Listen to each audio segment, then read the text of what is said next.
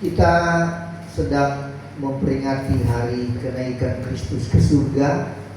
Setelah Kristus datang sebagai manusia, menjadi manusia, Dia sudah melakukan pelayanannya dan misinya Ia tuntaskan di puncak Kalvari, yaitu Dia mau mati bagi saya dan saudara. Dan kemudian pada hari yang ketiga Ia bangkit dari antara orang mati. Sesudah itu Yesus masih melakukan pelayanan. Dia menampakkan diri setelah kebangkitannya selama 40 hari. Dia menampakkan diri kepada murid-murid Tuhan, bahkan kepada orang-orang percaya. Dan sesudah itu Dia naik terangkat ke surga. Dan mari kita lihat kisah atau peristiwa Kristus naik terangkat ke surga. Kita buka di dalam Kisah Para Rasul pasalnya yang pertama. Dan hari ini yang kita rayakan, kenapa kita beribadah pada hari ini, kita memperingati, mengenang peristiwa Kristus naik terangkat ke surga. Kisah Rasul pasalnya yang pertama, kita baca ayatnya yang ke-9 sampai ayatnya yang ke-11. Jika saudara sudah menemukannya, saudara dapat bangkit berdiri dan mengikuti bacaan kebenaran firman ini. Kita baca sama-sama ketiga ayat ini tanpa harus saling mendahului. 1, 2, 3. Sesudah Ia mengatakan demikian, terangkatlah Ia disaksikan oleh mereka, dan awan menutupnya dari pandangan mereka. Ketika mereka sedang menatap ke langit waktu Ia naik itu, tiba-tiba berdirilah 2 orang yang berpakaian putih dekat mereka dan berkata kepada mereka, "Hai orang-orang Galilea, mengapakah kamu berdiri melihat ke langit? Yesus ini yang terangkat ke surga meninggalkan kamu, akan datang kembali dengan cara yang sama seperti kamu melihat Dia naik ke surga." Katakan amin untuk firman Tuhan. Puji Tuhan. Bapak Ibu Saudara yang dikasihi oleh Tuhan, Kristus naik ke surga ini bukanlah berarti bahwa Dia meninggalkan kita.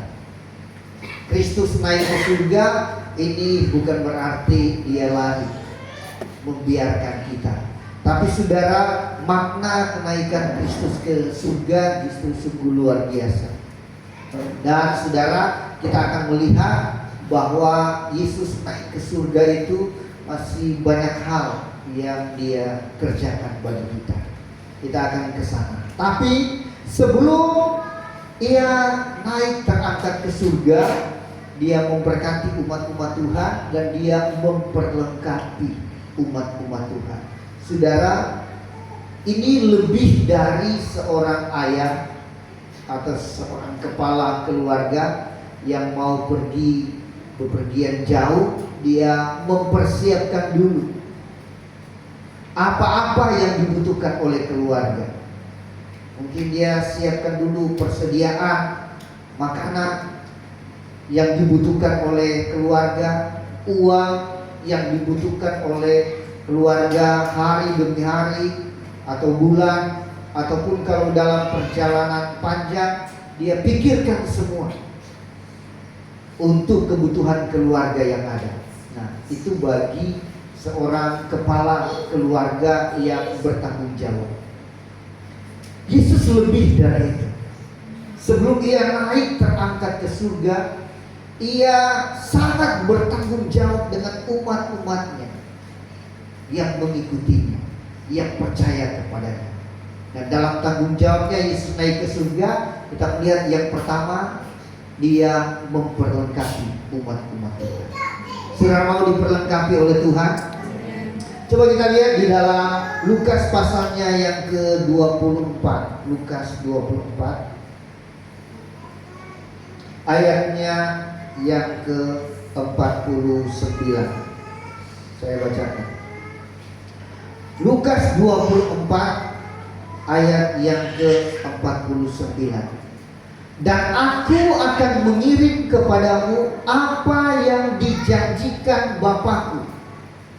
Tetapi kamu harus tinggal di dalam kota ini sampai kamu diperlengkapi dengan kekuasaan dari tempat tinggi.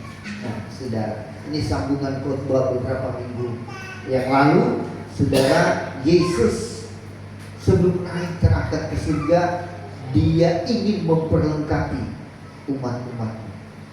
Dia ingin memperlengkapi kita semua. Dia tahu apa yang sangat kita butuhkan. Sayangnya, umat-umat Tuhan yang lain yang tidak menyaksikan peristiwa Kristus naik terangkat ke surga, bahkan ada yang menyaksikan Yesus naik terangkat ke surga, saudara, mereka tidak merasa butuh akan apa yang Tuhan persiapkan bagi mereka untuk memperlengkapinya. Di minggu-minggu berikut kita akan melihat bahwa saudara yang ada di Yerusalem yang berkumpul di kota itu, saya dapat katakan hanya di Kisah Para Rasul yang akan kita pelajari ini, hanya berapa ratus orang? Ada yang ingat? 120 orang. Itu saya katakan itu hanya 120 orang. Padahal saudara, yang percaya, yang melihat, dan yang mengalami mujizat-mujizat yang daripada Tuhan itu paling tidak ada 5.000 orang. Itu paling sedikit. Karena Yesus pernah memberi makan 5.000 orang. Di mana mereka? Dan di Korintus pada minggu berikut atau di minggu yang akan berjalan, kita akan melihat bahwa ada 500 orang yang menyaksikan Yesus naik terangkat ke surga. Tapi yang menunggu di Yerusalem, saya gunakan tadi kata hanya 120 orang. Berarti lebih banyak yang tidak menunggu di Yerusalem.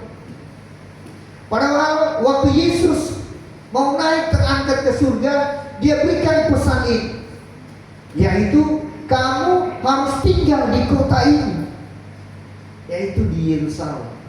Kamu harus tinggal di kota ini sampai kamu diperlengkapi dengan kekuasaan dari tempat tinggi. Sudah, itu tidak lain dan tidak bukan itu perlengkapan kuasa Roh Kudus yang Tuhan ingin berikan kepada gereja Tuhan. Kalau gereja tidak membutuhkan Roh Kudus, saudara, maka ini adalah kegagalan gereja. Kita tidak akan kuat. Kita tidak dapat bertahan. Kita tidak dapat diinsafkan.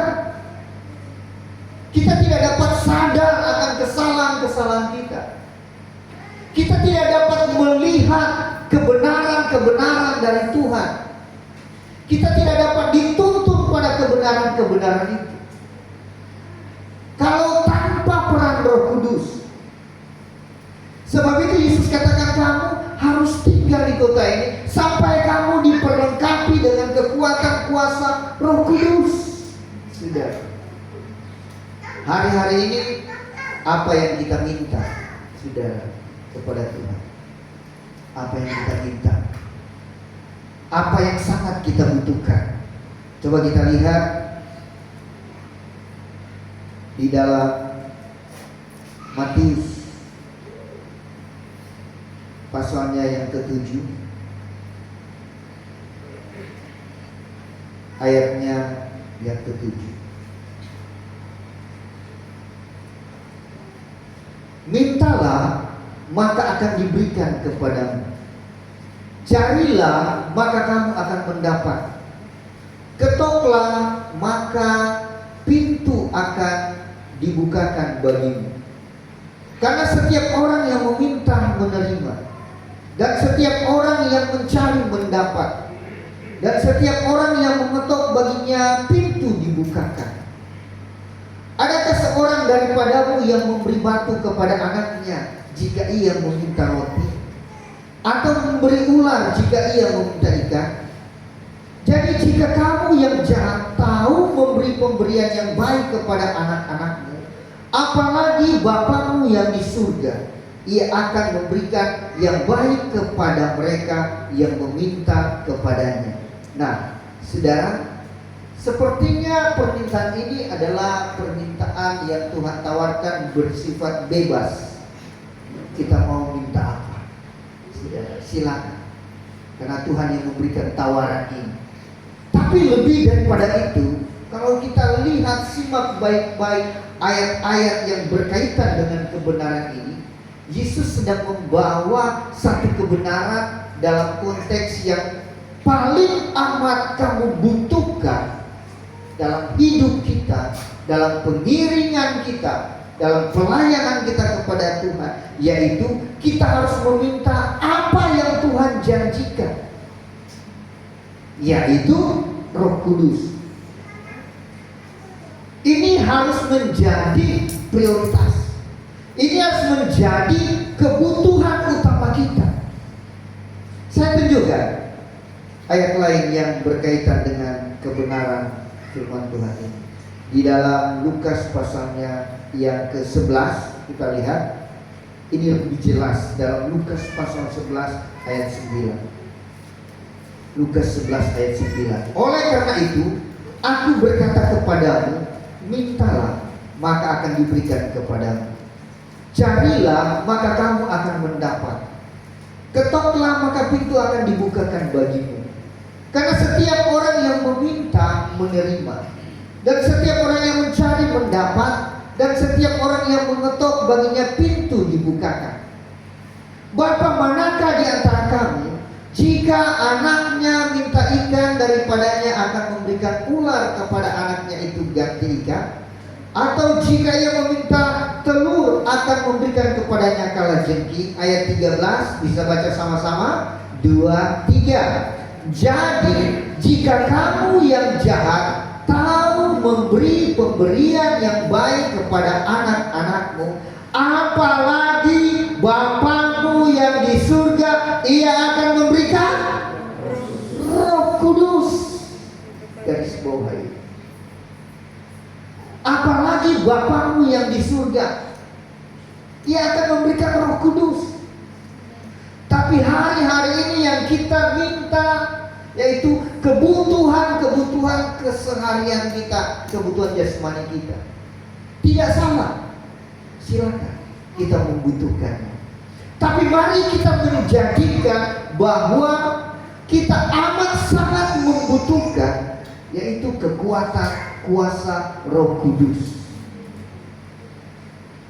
Kita harus menyiapkan waktu untuk hal ini. Sebab itu Yesus berkata kepada mereka, tinggallah di sini, siapkan waktu. Punya pengertian seperti itu. Siapkan waktu khusus, berkumpul di sana, berdoa di sana. Aku akan memberikan apa yang kujanjikan, apa yang Bapa janjikan lewat Yesus Kristus. Dia akan memberikan Roh Kudus, saudara, kepada gereja Tuhan. Karena dia tahu dia akan naik terangkat ke surga. Dan gereja membutuhkan peran serta Roh Kudus. Hari-hari ini, saudara, mari kita berikan waktu yang baik akan kebutuhan kita yang paling esensi di sini, yaitu kita butuh kuasa Roh Kudus. Saudara mau buka hati untuk Roh Kudus? Kita butuh ini. Sebab itu umat-umat Tuhan, mereka tunggu di Yerusalem itu, mereka berdoa dengan tekun. Berdoa dengan tekun. Ada yang menafsirkan mereka menunggu 7 hari baru mendapatkan kepenuhan kuasa Roh Kudus. Dengan perhitungan mereka, yaitu mereka menghitung hari Pentakosta, hari yang ke-50 Roh Kudus dicurahkan, mereka menghitungnya dari kematian Kristus, yaitu Yesus mati sampai Yesus bangkit itu sudah berapa hari? 3 hari. Dari mati sampai bangkit sudah 3 hari. Kemudian Yesus menampakkan diri kepada murid-murid Tuhan berapa hari? 40 hari.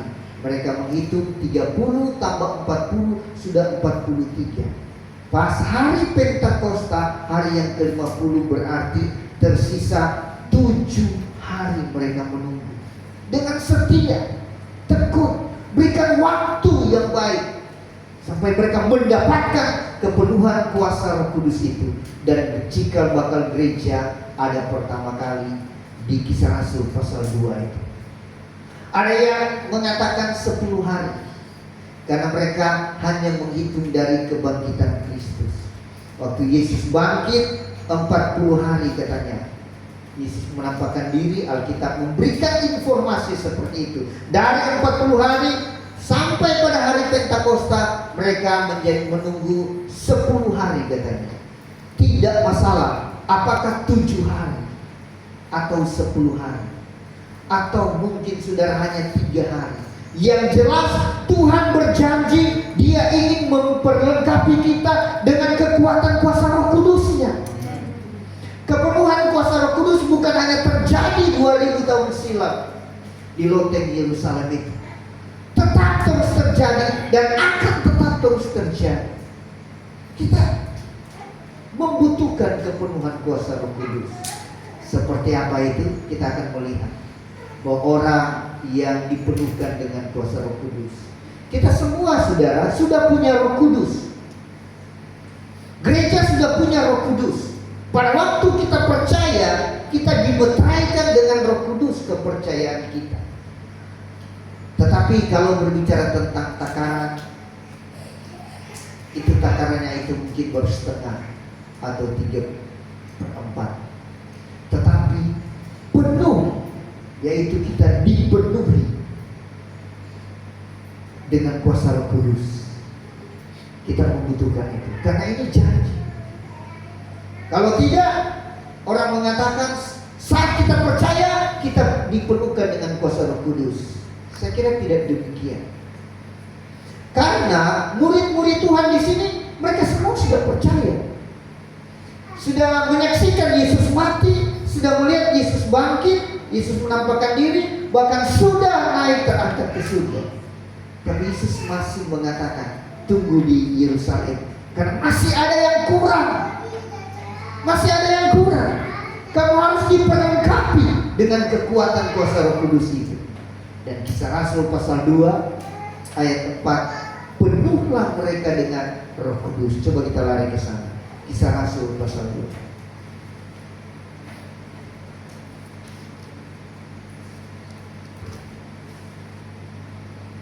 Saya baca mulai ayat 1. Pentakosta. Ketika tiba hari Pentakosta, semua orang percaya berkumpul di satu tempat. Tiba-tiba turunlah dari langit suatu bunyi seperti tiupan angin keras yang memenuhi seluruh rumah di mana mereka duduk. Dan tampaklah kepada mereka lidah-lidah seperti nyala api yang bertebaran dan hinggap pada mereka masing-masing. Maka penuhlah mereka dengan Roh Kudus, lalu mereka mulai berkata-kata dalam bahasa-bahasa lain seperti yang diberikan oleh Roh itu kepada mereka untuk mengatakannya. Saudara, nampak kepada mereka lidah-lidah seperti nyala api yang bertebaran dan hinggap pada mereka masing-masing. Hingga pada mereka masing-masing, saudara. Dan saudara, kalau dikatakan dalam kebenaran firman Tuhan ini bahwa Roh Kudus hinggap pada mereka masing-masing, mereka mendapatkan lidah-lidah api yang hinggap kepada mereka masing-masing, saudara. Kalau begitu, kalau kita artikan bahwa lidah-lidah api ini hingga pada semua murid-murid yang ada berkumpul di sini, Berarti kurang lebih satu orang kalau dihinggapi satu lidah api, yang adalah gambaran tanda orang dipenuhkan dengan Roh Kudus, saudara, berarti ada 120 lidah api yang Tuhan turunkan pada saat itu. Mari kita lihat di Kisah Rasul pasal 1 ayatnya yang ke 14-15. Mereka semua bertekun dengan sehati dalam doa bersama-sama dengan beberapa perempuan serta Maria ibu Yesus dengan saudara-saudara Yesus. Pada hari-hari itu berdirilah Petrus di tengah-tengah saudara-saudara yang sedang berkumpul itu. Kira-kira berapa? 120 orang banyaknya. Nah, saudara, mereka semua dipenuhkan dengan kuasa Roh Kudus. Ada kurang lebih 120 lidah api yang Tuhan turunkan dari surga untuk memperlengkapi mereka, untuk membuat mereka penuh dengan Roh Kudus. Saudara, kabar baiknya saya mau kasih tahu di sini. Surga tidak akan pernah kehabisan stok lidah api. Stok lidah api gudang surga itu masih ada dan akan tetap ada sampai di akhir zaman ini. Masih tetap disiapkan bagi siapa yang membutuhkannya, yang mau buka hati. Sebab itu saudara, Yesus berkata, tunggu di sini, bertekun di sini, sampai kamu dapat dipenuhkan dengan kuasa Roh Kudus. Dan akhirnya mereka setia, mereka bertekun di dalam kebenaran firman Tuhan yang kita baca ini. Mereka setia, mereka bertekun. Yang setia, yang bertekun, mereka lah yang dipenuhkan dengan kuasa Roh Kudus. Sudah. Dan hal itu tetap terus terjadi. Karena Tuhan sampai kasih contoh tadi. Bapak yang di bumi, bapak yang jahat saja, kalau anaknya meminta yang baik, bapaknya akan berikan. Kemudian Yesus membawa kepada satu kebenaran, apalagi Bapa yang baik, Bapa yang ada di surga. Kalau kita minta Roh Kudus, kalau kita minta dipenuhkan dengan kuasa Roh Kudus, itu juga adalah janji Bapa, maka Dia akan memberikan. Dia penuh dengan kemurahan. Buka hati bagi Tuhan. Sesenang pujian tadi, ku buka hati untuk jamahanmu, berserah penuh di hadiratmu, sampai Roh Kudus penuhi kita dan sampai Dia ambil alih dalam hidup kita. Sampai Dia ambil alih dalam hidup kita. Dalam pelajaran yang saya berikan kepada murid-murid, semoga salah satu murid saya masih ingat bagaimana sampai kita dipenuhkan dengan Roh Kudus. Ada tahapan. Yang pertama, kita apa? Ofra masih ingat? Belum punya Roh Kudus. Nah, ini dia lupa. Padahal ulangannya itu jawabannya benar. Yang kedua, kita memiliki Roh Kudus. Memiliki Roh Kudus. Yang ketiga apa? Lupa dia. Ini murid tidak belajar setelah tamat. Lupa. Belum memiliki Roh Kudus. Yang kedua, kita memiliki Roh Kudus. Dan yang ketiga, kita dimiliki Roh Kudus. Saudara bisa bedakan itu? Dan belum percaya, kita belum memiliki Roh Kudus. Setelah percaya, murid-murid Tuhan mereka memiliki Roh Kudus. Tapi ada satu tingkatan lagi, kita dimiliki Roh Kudus. Itu yang pujian tadi, berserah penuh dalam hadirat-Mu, Kau ambil alih. Dan sampai hidup kita, Tuhan ambil alih kehidupan kita. Bukan kita lagi yang mengatur, bukan suka-suka kita lagi, tapi suka-sukanya Tuhan yang terjadi dalam hidup kita.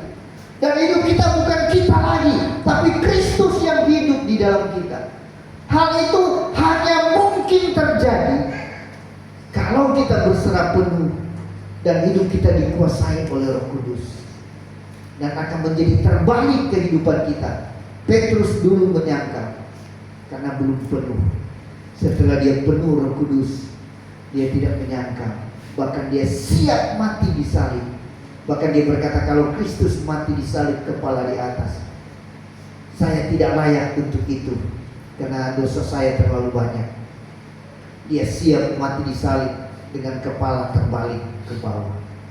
Dan itu sejarah gereja mencatat itu dialami oleh Petrus. Karena bukan dia lagi. Bukan dia lagi. Di saat orang-orang lari dari Yerusalem, meninggalkan Yerusalem, karena ada penganiayaan hebat luar biasa, justru Petrus, dia lihat orang-orang lari ke Yerusalem, justru dia yang masuk ke Yerusalem. Dia masuk ke Yerusalem, tidak lari lagi, tidak menyangka lagi. Sudah, kalau kita tidak dipenuhkan dengan Roh Kudus, ada bahaya di depan kita.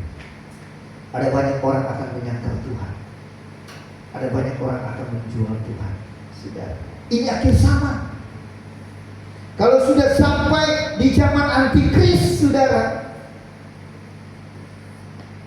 dan kita dipaksa, diancam untuk menerima tanda itu, orang yang tidak penuh dengan Roh Kudus, dia akan menyerah, dia akan kalah.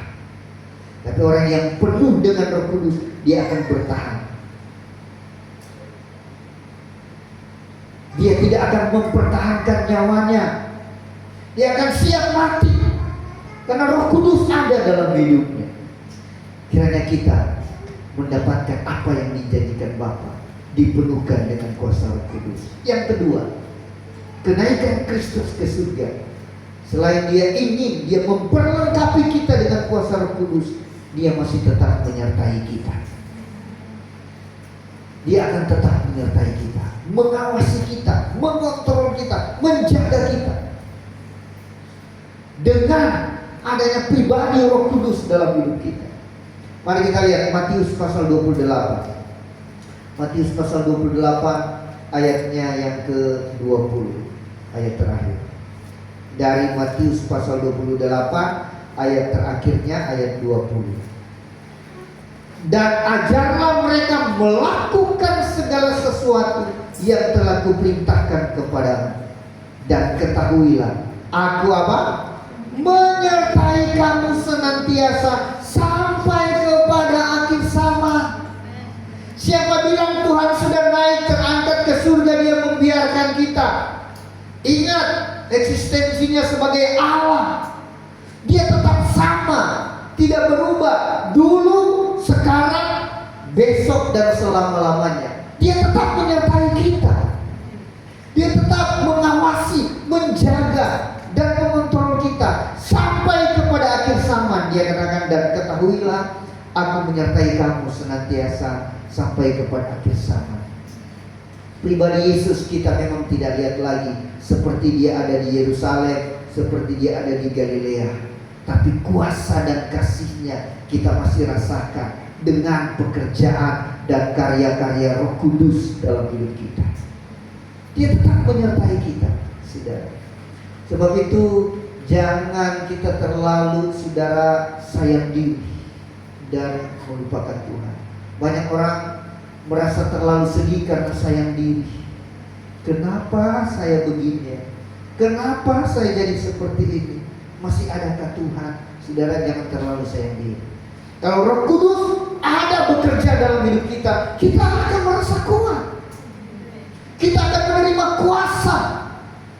Dalam Roh Kudus itu ada kuasa. Kamu akan menerima kuasa. Kisah Rasul 1 ayat 8. Kalau Roh Kudus turun ke atasmu, ada kuasa dalam diri kita, saudara. Ada power dalam diri kita. Kuasa itu ditulis dengan kata dunamos. Dari kata dunamos itulah lahir kata dinamit. Ada kekuatan besar, saudara. Ada dinamit, ada kuasa, ada power di sana. Ada ledakan-ledakan. Sebab itu dikatakan seperti lidah-lidah api. Karena itu ada api yang membakar, ada ledakan-ledakan dalam diri kita, ada semangat, ada spirit dalam diri kita. Kita tidak akan terlalu merasa persoalan itu akan menghancurkan kita, membinasakan kita, merusak hidup kita. Tidak. Ada power dalam diri kita, ada kekuatan ekstra. Sebab itu kita harus diperlengkapi dengan kekuatan kuasa Roh Kudus. Gereja tanpa perlengkapan kuasa Roh Kudus, kita akan sayang diri. Sedikit-sedikit air mata jatuh bukan karena doa yang sungguh, bukan karena doa syukur air mata jatuh, tetapi banyak air mata penyesalan diri. Kenapa saya begini? Kenapa saya susah? Kenapa masalah-masalah ini tidak habis? Satu belum habis dan muncul lagi yang lain. Lihat Tuhan. Roh Kudus akan membawa kita melihat Tuhan, bukan melihat masalah kita. Saya khotbahkan minggu kemarin. Lihat, aku mengutus kamu seperti domba di tengah serigala. Tapi banyak hal yang terjadi.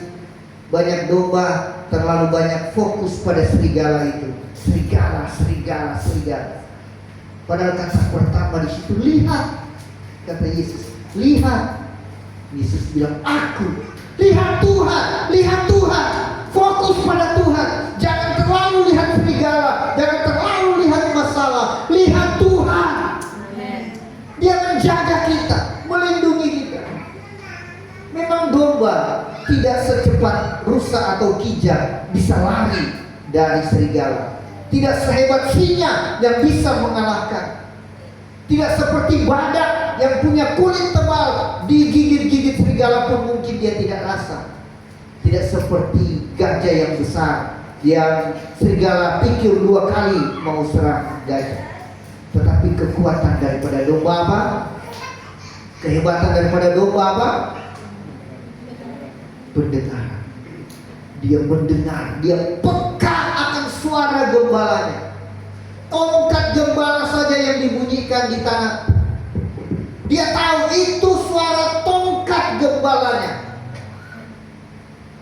Orang lain bisa panggil, sudah dibuktikan, ada survei sudah. Gembala lain panggil, orang lain panggil domba, domba tidak datang. Ganti orang lain panggil, tidak datang.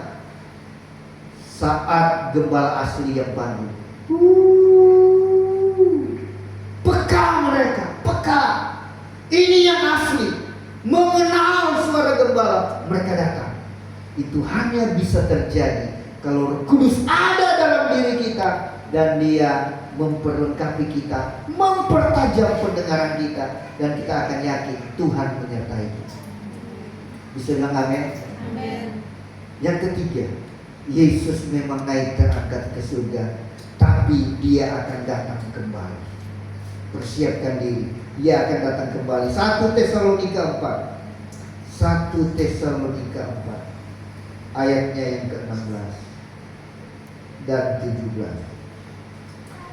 1 Tesalonika 4 ayat 16. Sebab pada waktu tanda diberi, yaitu pada waktu penghulu malaikat berseru dan sangkakala Allah berbunyi, maka Tuhan sendiri akan turun dari surga, dan mereka yang mati dalam Kristus akan lebih dahulu bangkit. Sesudah itu kita yang hidup, yang masih tinggal, akan diangkat bersama-sama dengan mereka dalam awan menyongsong Tuhan di angkasa. Demikianlah kita akan bersama-sama dengan Tuhan.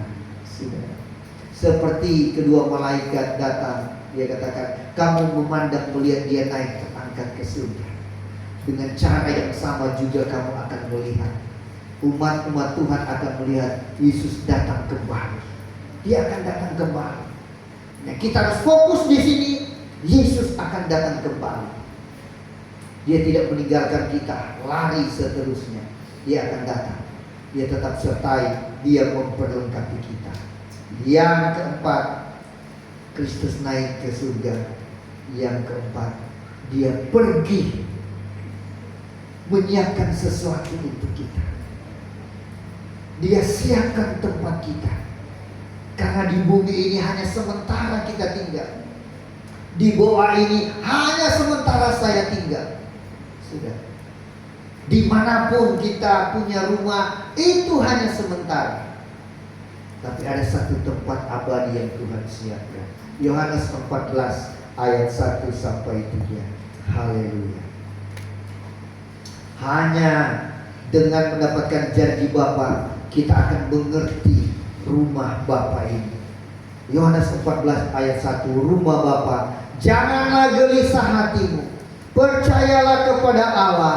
Percayalah juga kepadaku. Di rumah Bapakku banyak tempat tinggal. Bisa bilang amin?